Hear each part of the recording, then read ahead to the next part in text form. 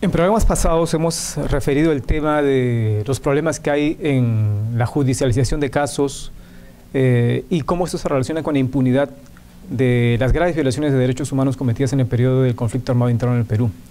Una de las recomendaciones de la Comisión de la Verdad, varias de las recomendaciones fueron hacer justicia, hacer reparación, hacer verdad. Parte de hacer verdad es recordar y hacer memoria. La impunidad no solamente son casos, sino también es recordar para no volver a repetir. Para hablar del tema de la memoria y cómo se relaciona con el arte y en general con las expresiones culturales, nos acompaña Jorge Millairo. ¿Qué tal? Muchas gracias por la invitación. Jorge, cuéntanos, desde tu experiencia como artista, ¿cuál es la vinculación que encuentras o cómo la logras hacer real entre recordar el momento de violencia, de la memoria y la lucha contra la impunidad? A ver, yo creo que para empezar debemos de tener bien en claro que el texto escrito es hegemónico en el sentido de para transmitir conocimientos, ¿no? Y nuestro pueblo ha sabido construir memoria, transmitir lo que ha vivido, sus experiencias, sus tradiciones, a través de otros formatos también, ¿no? A través de las imágenes, a través de la expresión oral. Entonces, el arte o los artefactos culturales han servido también de depósitos de elementos transmisores de vivencias, de memoria, de tradiciones, ¿no?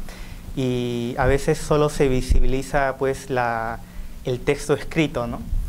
Y bueno, tenemos grandes ejemplos, ¿no? de cómo en el retablo ayacuchano, en las tablas de sarro, en las pinturas, en las esculturas, en los telares, uno puede encontrar reflejados ahí los testimonios de un pueblo, de personas, ¿no? Hay una gran tradición cultural en el país donde lo escrito no es lo hegemónico, sino que también hay lo que tú has mencionado, está Guamán Poma, están las canciones, está el folclore. ¿Esto cómo se refleja en la apuesta particular del Museo Itinerante Arte por la Memoria? A ver, el Museo Itinerante Arte por la Memoria, uno de sus ejes de trabajo es legitimar al mismo nivel las producciones del arte académico y el arte popular, ¿no? O sea, romper con esta diferencia jerarquizada entre arte, lo que produce la cultura dominante, y artesanía, lo que produce la cultura subordinada. Entonces, a partir de distintos artefactos culturales como, bueno, pinturas, grabados, pero también artefactos del arte popular como retablos ayacuchanos, arpilleras, tablas de sarwa,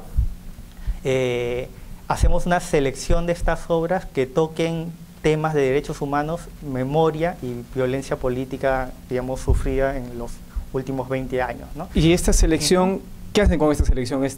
¿Cómo participan con la gente? ¿Cómo hacen para que llegue finalmente a quien debe ser su destinatario final? Como no tenemos un espacio oficial así instalado, somos un museo itinerante. Entonces hemos ido a distintas partes del país en donde organizaciones comprometidas con la defensa de los derechos humanos nos han invitado. Es así que hemos podido llevar estas obras de arte a Ayacucho, a Huancavelica, a Puno, a Sicuani, a Cusco y a distintas partes, ¿no? ¿Y cómo reacciona la gente? Es muy interesante, ¿no? Ahí tú ves, una de las experiencias, por ejemplo, te cuento más fuertes, fue en Huancavelica. Nos invitó la ONG Demus y expusimos en un toldo en el espacio público, en la calle. En 2 días calculamos que habrán ido como 2.500 personas. Y de las experiencias, de los testimonios que recogimos, por ejemplo, frente a un altar compuesto por fotos de desaparecidos, o algunas señoras se nos acercaban a preguntarnos por sus hijos desaparecidos, ¿no? En mi caso particular, una señora me preguntó por qué su hijo no estaba dentro de esas fotos, ¿no? Y yo le dije, bueno, que si pusiésemos todas las fotos de los muertos y desaparecidos durante los 20 años de violencia, el espacio iba a ser insuficiente, pero que si había hecho la denuncia, seguramente el nombre de su hijo y su imagen estaba registrado. Y ella me dijo, joven, ¿qué voy a denunciar? Pues si somos pobres, ¿no?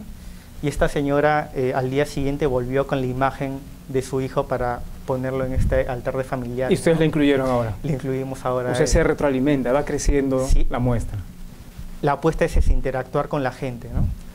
Es bacano que mencionas, porque por un lado muestra la relación con la gente, cómo esto enriquece la muestra, pero también muestra que a pesar de los años pasados de la Comisión de la Verdad, de la Defensoría del Pueblo, del Registro Único de Reparaciones y de todo, hay mucha gente que todavía no ha denunciado ni ha llegado con su registro. Dime una pregunta, Jorge, aprovechando que estás acá. has expresado lo del museo Itinerante Arte por la Memoria, que tiene que ver con expresiones populares, o más bien desde la sociedad civil. ¿Cuál es tu opinión respecto del sitio de la memoria que viene impulsando el gobierno y que encabeza Vargas Llosa? A ver, a mí me da mucho que pensar que un gobierno, digamos que dirigido por un presidente que es responsable político de muchas muertes y genocidios, impulse una cosa así, y por otro lado, por ejemplo, cierre el Consejo de Reparaciones, ¿no? Me parece una gran contradicción.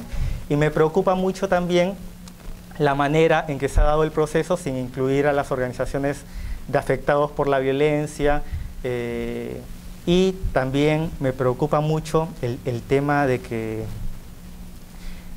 se dé de una manera así sin que la ciudadanía se involucre, ¿no? Entonces, yo creo que la apuesta debería ser más, uno, por generar relaciones con las organizaciones de afectados por la violencia, y dos, incluyendo esto que estamos hablando, ¿no? Artefactos culturales que hablen de la memoria.